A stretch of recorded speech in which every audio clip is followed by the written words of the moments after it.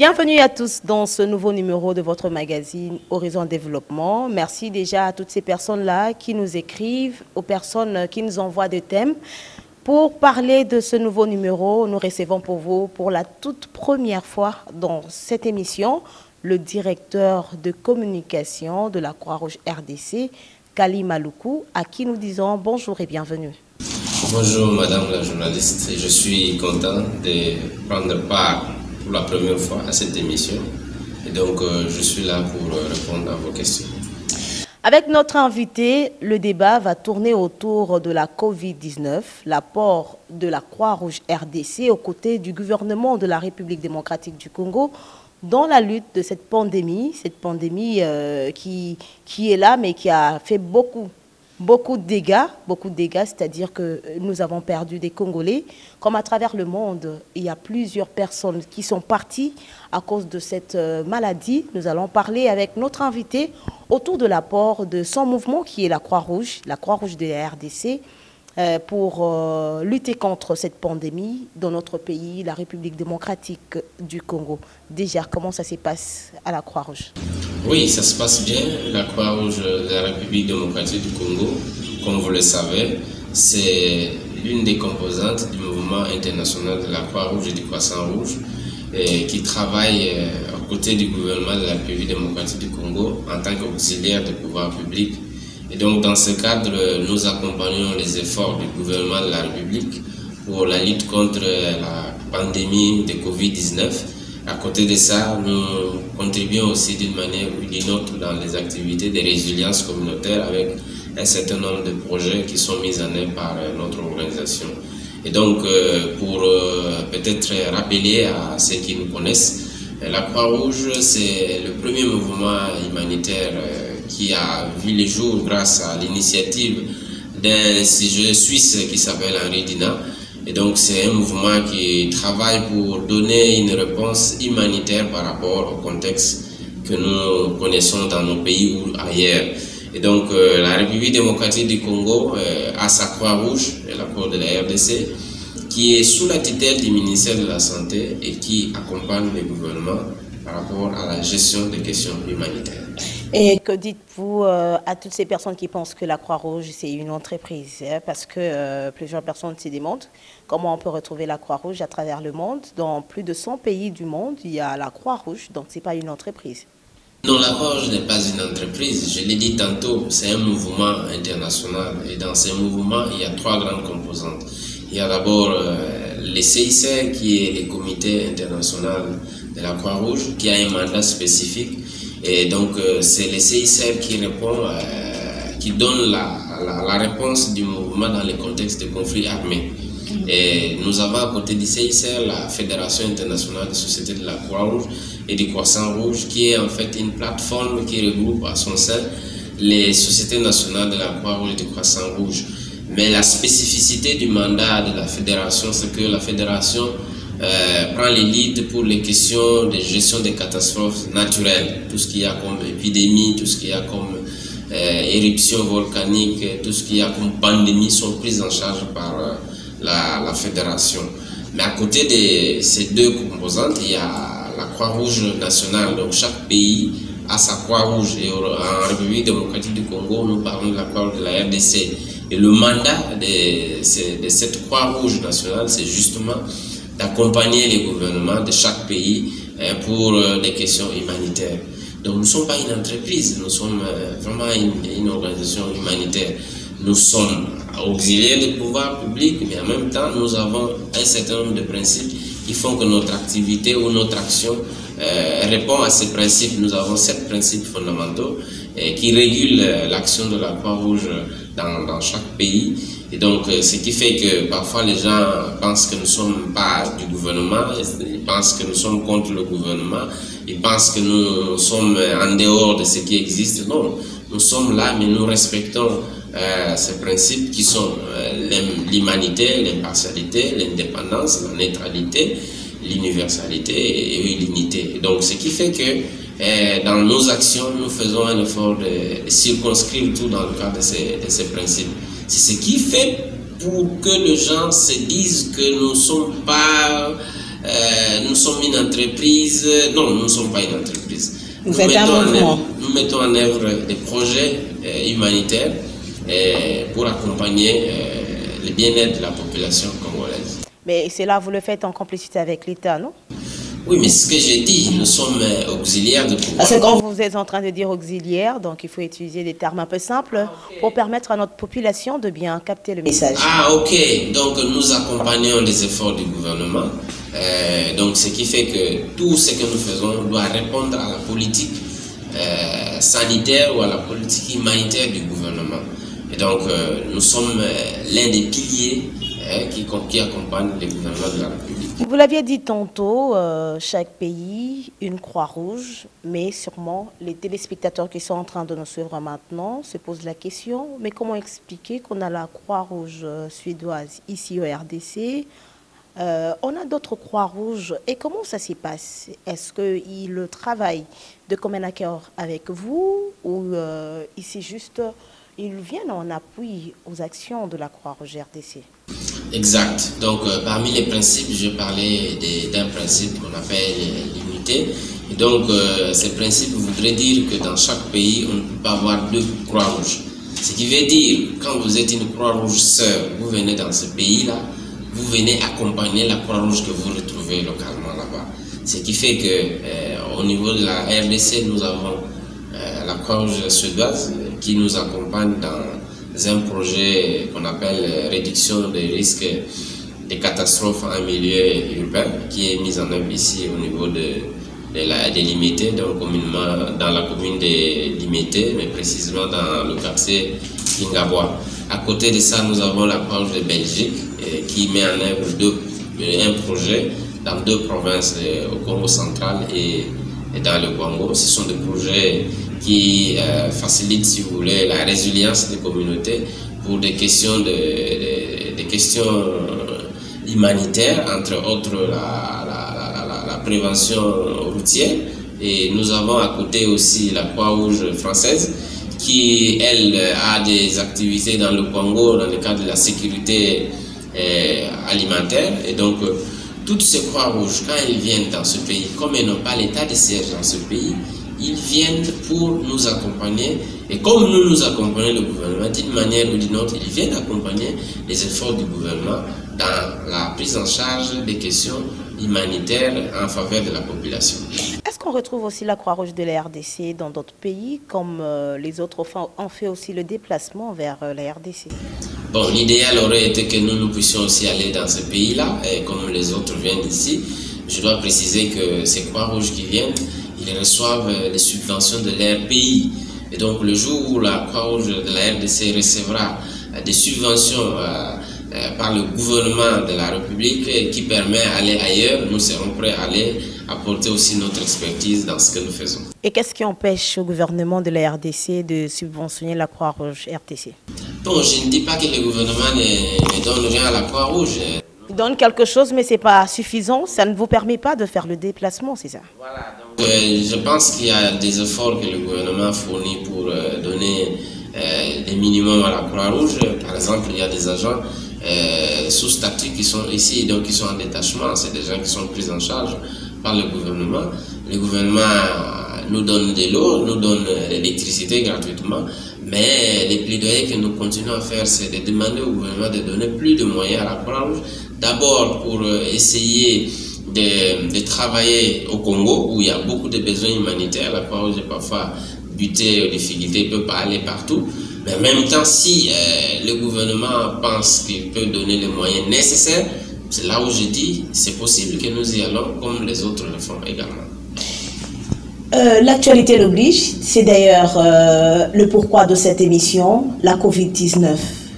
Aujourd'hui, déjà, la population ici à Kinshasa, comme dans d'autres provinces de la RDC, nous voyons la Croix-Rouge aux côtés du gouvernement dans la lutte contre cette pandémie.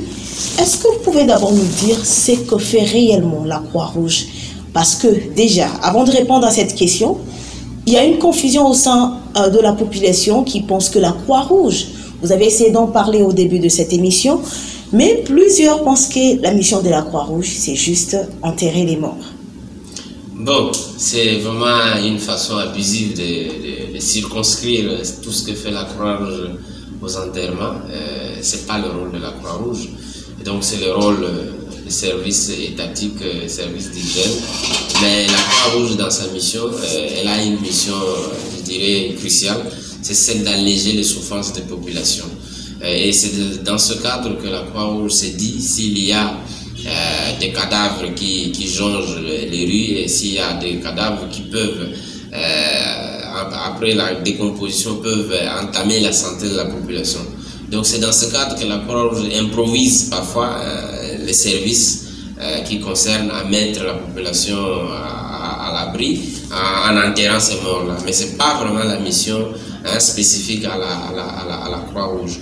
Et à côté de cela, je pense que pour ce qui est des Covid-19, la Croix-Rouge fait un grand travail dans le cadre de la mobilisation. Mais avant de nous parler de l'apport de la Croix-Rouge dans la lutte, si vous avez dit la mission, c'est alléger les souffrances. Alléger les souffrances des populations vulnérables. Ouais. C'est-à-dire que nous travaillons pour essayer de minimiser les contextes dans lesquels la santé de la population peut être entamée. C'est dans ce cadre justement que j'ai dit que pour les questions des enterrements des cadavres ou des chiens, comme on nous dit, c'est dans ce cadre-là qu'on vous enterrez aussi des chiens. Bon, si on trouve par exemple un chien qui est abandonné, un chien mort qui est abandonné et que nous considérons que ce chien, une fois en décomposition, peut créer une incidence sur la santé, nous nous chargeons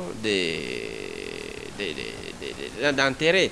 Donc c'est vraiment des choses que nous faisons, nous improvisons pour justement améliorer la santé de la population. Mais ce travail-là, c'est un travail qui doit être fait par le service d'hygiène. Et dans chaque commune, je pense que nous avons des services d'hygiène qui doivent faire ce travail. Mais vous parlez des services d'hygiène, on voit deux fois, lorsqu'il y a des morts, ce sont des bourgmestres, des autorités municipales qui demandent à ce qu'on appelle la Croix-Rouge. Justement, donc normalement c'est comme si on vous donnait des moyens justes pour faire ça. Voilà, donc c'est aberrant malheureusement de constater que parfois c'est une autorité qui vous appelle. Qu'est-ce que vous avez prévu? Non, la Croix-Rouge est auxiliaire des pouvoirs publics, nous disons. C'est au gouvernement ou à l'autorité de donner la conduite et la Croix-Rouge peut collaborer en mettant à la disposition, par exemple, les réseaux de volontaires que nous avons pour faire l'activité. Mais parfois, c'est à la Croix-Rouge qu'on... Est-ce que vous arrivez aussi deux fois de résister face à l'appel d'une autorité qui vous demande de venir enlever des cadavres alors qu'on a des services d'hygiène? Est-ce qu'il y a deux fois que vous le remettez un peu aussi sur le droit chemin? Nous faisons ce qu'on appelle, c'est-à-dire que nous faisons des plaidoyers pour expliquer notre mission. Mais entre-temps, comme nous avons cette mission de pouvoir alléger les souffrances des populations... Vous êtes dans l'obligation de le faire. Nous le faisons, mais nous profitons de ces occasions-là pour essayer d'expliquer à l'autorité ce que nous sommes, ce que nous pouvons faire avec les moyens que nous pouvons disposer. Et donc il y a beaucoup de challenges dans ce sens que nous devons changer les paradigmes. C'est pour ça que toutes ces émissions, c'est pour nous aider à montrer davantage ce que nous faisons pour ne pas continuer à pérenniser la perception négative, j'ai envie de dire, qui voudrait que la Croix-Rouge est là seulement pour enterrer les cadavres, enterrer les choses. Nous faisons beaucoup pour la population. Par exemple, pour ce qui est des Covid, oui. nous faisons les activités de communication des risques et engagement communautaire. Donc nous sensibilisons la communauté sur la maladie, nous sensibilisons la communauté sur l'importance de pouvoir adopter dans nos comportements les gestes barrières pour nous mettre à l'abri de la maladie. Mais à côté de ça, nous faisons aussi beaucoup d'activités dans le cadre de la prévention et contrôle de l'infection, à travers les formations sanitaires qui sont répertoriées à travers la ville et à travers les autres provinces comme au Congo central et ailleurs. Nous faisons aussi des activités de wash, c'est-à-dire que les lavages de mains, nous avons mis à travers la ville un certain nombre de dispositifs pour essayer de montrer et de faire la promotion du lavage correct des mains. Et à côté de ça, nous accompagnons le gouvernement dans les activités EDES, ce qu'on appelle les enterrements dignes et sécurisés. Donc ça, nous faisons aussi. Et donc tout ça, nous le faisons sous le leadership du ministère de la Santé, parce que comme vous le savez, pour ce qui est de la Covid, il a été demandé à tous les partenaires de s'aligner justement aux décisions et aux orientations du gouvernement. Donc nous ne sommes pas en dehors de ce qui s'est fait dans le cadre de la riposte Covid, mais nous accompagnons les gouvernements. C'est comme ça qu'à travers les zones de santé, nous travaillons à côté des relais communautaires. Les volontaires de la parole sont là pour accompagner la communauté. Monsieur Kalimaloukou, est-ce qu'au début, c'était facile pour que les agents de la Croix-Rouge, en ce qui concerne la sensibilisation, soient accueillis? Parce que, surtout en RDC, il y a eu beaucoup de choses autour de la Covid-19. On n'avait pas vraiment la maîtrise de la maladie. Est-ce que c'était facile pour vous? Qu'est-ce que vous avez rencontré comme difficulté dans votre mission sur terrain de sensibilisation? Voilà, au début, quand Covid est arrivé, je pense que, bon, il y avait beaucoup de rumeurs autour de ça. Et la Croix-Rouge a été victime de certains comportements de la communauté. Il y a un moment, on commençait à dire que la Croix-Rouge est en train d'accompagner des manigances. Oui, on en a entendu parler, même via des réseaux sociaux. Hein? Voilà. Vous avez comploté avec le gouvernement congolais pour avoir des financements. Hein? Voilà, ça c'est connaître mal de la Croix-Rouge. Et nous avons fait un grand travail pour faire ce qu'on appelle dans notre jargon la diffusion externe. Donc nous étions en train d'expliquer ce que nous faisons comme travail pour justement susciter l'adhésion à nos activités et susciter l'acceptation. Et donc ça c'est un travail qu'on a fait. Je me souviens ici dans la ville de Kinshasa, une fois nos volontaires ont été victimes. Bon, ils ont été appelés pour aller sécuriser un corps dans un quartier de la ville.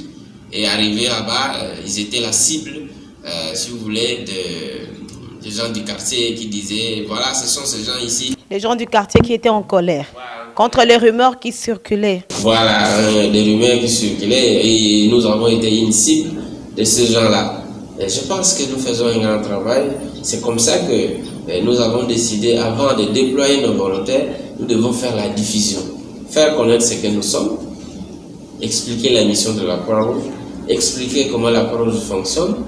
Et je pense que ces activités permettent d'améliorer l'acceptation et la confiance envers la Croix-Rouge. Vous savez que nous avons une capacité telle qu'au moins sur chaque avenue dans la ville de Kinshasa et au moins dans chaque village au niveau de la République démocratique du Congo, un volontaire de la Croix-Rouge.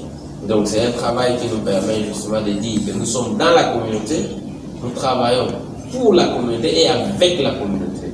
Et ça c'est quelque chose que tous les humanitaires n'ont pas ici. C'est quelque chose sur lequel on insiste beaucoup pour dire à la communauté, nous ne sommes pas en dehors de vous, nous sommes avec vous. C'est d'ailleurs une approche que nous mettons en œuvre au niveau de l'approche que nous appelons l'engagement communautaire et la redevabilité. Et là, nous avons mis en place un mécanisme de récolte de feedback communautaire. Le feedback pour que nous puissions avoir la perception que les gens ont de ce que nous faisons comme travail. C'est là où il y a des questions sur ce que nous sommes et nous répondons à ces questions. Et peut-être aussi voir la mauvaise perception que les gens ont de nous. Et ça vous permet de recadrer aussi les choses. Exact, ça nous permet de bien expliquer ce que nous sommes et ça nous permet d'améliorer notre image de marque et ça nous permet de ressusciter la confiance des communautés et ça nous permet de nous accepter. Et lorsque nous venons pour faire le travail, nous n'arrivons plus à nous affronter à ce genre de pratiques telles que nous collaborons avec des gens qui font du mal à la population. Une autre question, vous êtes en train de réaliser sur terrain un projet de lutte contre la Covid-19. Est-ce que ces projets concernent toutes les communes, les 24 communes que compte la capitale de la RDC? Bon, je dois aussi indiquer que la question de Covid, elle est prise en charge par plusieurs organisations. Et donc, la Croix-Rouge, au niveau de Kinshasa, il travaille dans un certain nombre de zones de santé parce que l'approche, c'est l'approche zonale. Et donc, par exemple, pour le moment, nous travaillons avec les fonds de ECHO, donc l'aide humanitaire européenne. Nous travaillons dans 3 zones de santé. Il y a la zone de santé de Lingwala, la zone de santé de Bandalungwa et la zone de santé de Kassavubu. Mais il y a 2 mois passés, nous avons aussi un autre projet avec l'UNICEF dans le cadre de WASH. Et là, nous avons travaillé dans les zones de santé de Ngiringiri et les zones de santé de Kalamou. Plus loin, donc on avait aussi un autre projet avec les fonds de l'USAID. Et nous avons aussi eu un certain nombre de zones de santé à travers la province de Kinshasa et la province du Congo central. Donc je voulais dire que nous ne sommes pas les seuls. Il y a d'autres aussi qui font dans d'autres zones, mais la Croix-Rouge, avec les moyens des bords, les moyens que nous recevons de nos partenaires financiers, nous essayons de travailler avec le gouvernement pour décider de là où nous allons mettre en œuvre nos activités. Pourquoi ces projets n'a ciblé que 3 zones de santé, alors qu'ici à Kinshasa, on pense que là où la Covid-19 n'est pas encore bien perçue, c'est dans des périphéries. On voit Tchangou, on voit Kisanso, parce qu'il y a beaucoup de monde là-bas. Il y a plusieurs Congolais, Kinois qui habitent là. Et c'est là que ça pose problème, parce qu'on regarde le nombre de personnes qui sont là. Mais lorsque on nous donne le bulletin qui paraît chaque jour, et curieusement, c'est là qu'il n'y a pas beaucoup de victimes. Et vous avez un projet, vous limitez par la ville. Quand je parle de la ville, je vois la commune de Bandalungwa, je vois la commune de Kassavubu et la commune de Lingwala qui sont les cibles de votre projet. Bon, mais je pense que je l'ai toujours dit que la Croix-Rouge est auxiliaire des pouvoirs publics. Ce qui veut dire que ce n'est pas à la Croix-Rouge de choisir là où on doit aller. C'est-à-dire que nous participons à tous les piliers concernant la riposte. Et c'est au niveau de ces piliers qu'il a été... c'est le gouvernement qui vous a donné ces 3 zones de santé. C'est au niveau de ces piliers qu'il a été remarqué que les 3 zones de santé dont vous venez de parler n'étaient pas appuyées. Et qu'il y avait possibilité de pouvoir implémenter des activités dans ces zones-là. C'est parmi les éléments qui nous ont permis de motiver dans l'écriture du projet pour que nous puissions avoir les fonds. Donc, nous ne sommes pas les seuls, comme je dis. Il y a d'autres partenaires qui interviennent dans d'autres zones de santé. Et tout ça, ça se discute avec les partenaires étatiques. Donc, ce n'est pas une décision de la Croix-Rouge à elle seule, mais c'est une décision concertée avec les partenaires étatiques pour lesquels nous travaillons en tant qu'auxiliaires des pouvoirs publics. Madame, Messieurs, on regarde cette vidéo et on se retrouve juste après. Au nom de Monsieur le secrétaire général de la Croix-Rouge de la République démocratique du Congo, je déclare clos l'atelier. Pendant 3 jours, les participants ont été outillés notamment sur l'élaboration de messages et outils de communication de lutte contre les maladies et épidémies, dont le choléra et la Covid-19, ainsi que les inondations. Ce, avant de se mettre en groupe pour des travaux en clinique. Cette dernière journée était consacrée à la présentation des travaux en carrefour de chaque groupe. Chaque groupe nous a proposé les messages conçus et ils nous ont proposé les visuels qui traduisent en quelque sorte les messages qui ont été proposés. Et la plénière a essayé de valider les différents messages pour la lutte contre les épidémies et les maladies. Ces messages, avant qu'ils soient mis à la disposition de la population, vont d'abord être prétestés. C'est un travail qui va être finalisé d'ici là. Le prétexte, ça ne va pas demander beaucoup de temps. Kali Maluku n'a pas manqué de remercier le partenaire de la Croix-Rouge RDC. Croix-Rouge de la RDC à travers ma voix, donc, et remercier sincèrement la Croix-Rouge suédoise.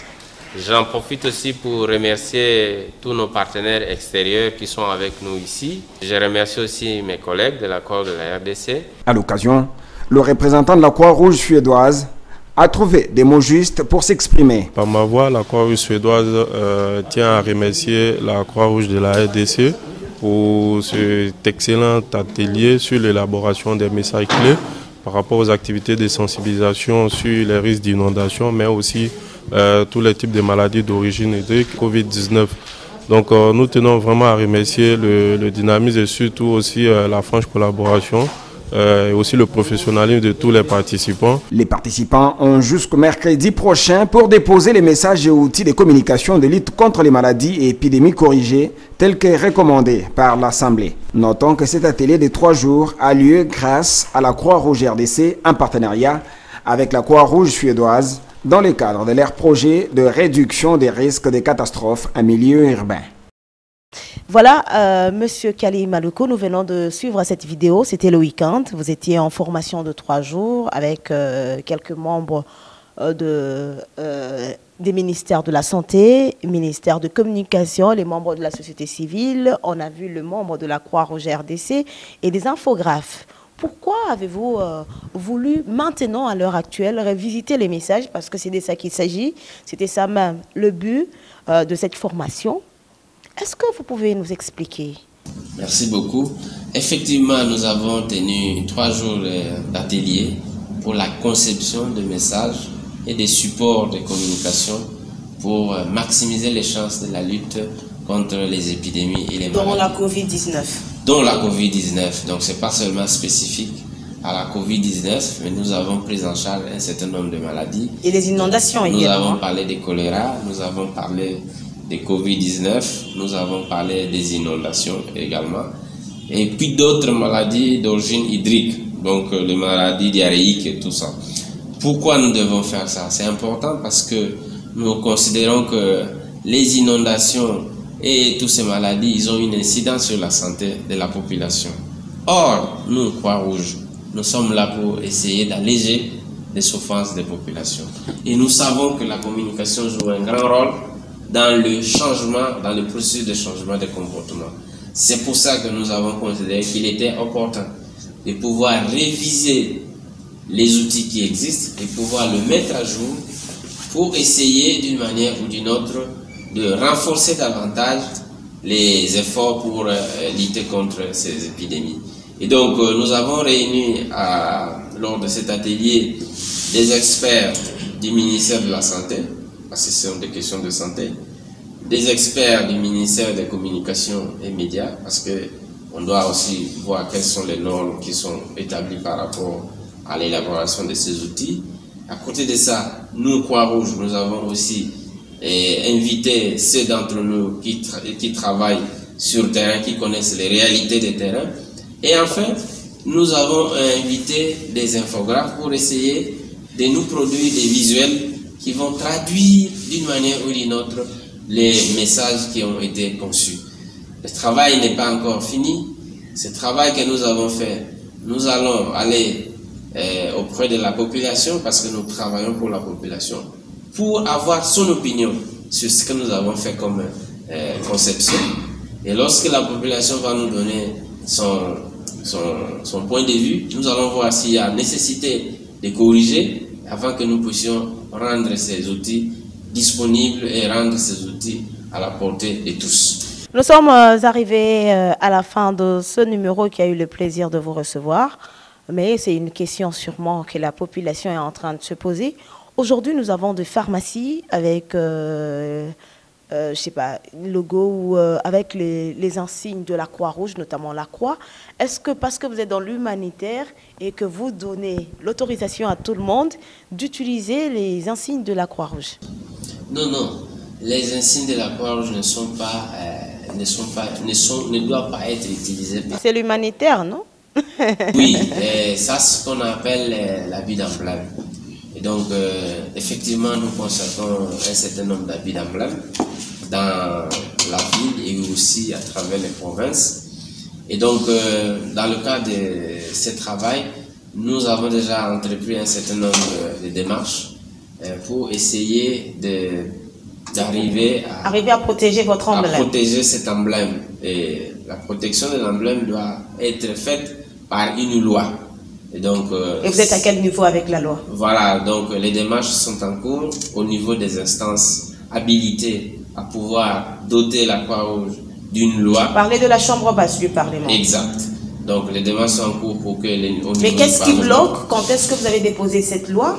Qu'est-ce qui bloque? Bon, je pense que le pays a aussi un certain nombre de priorités et que la Croix-Rouge va essayer d'activer davantage. Et ça fait combien d'années que cette loi se trouve à l'Assemblée nationale? Voilà ce que j'ai dit. Je dis que la Croix-Rouge va faire un grand effort pour essayer... Ça fait combien d'années?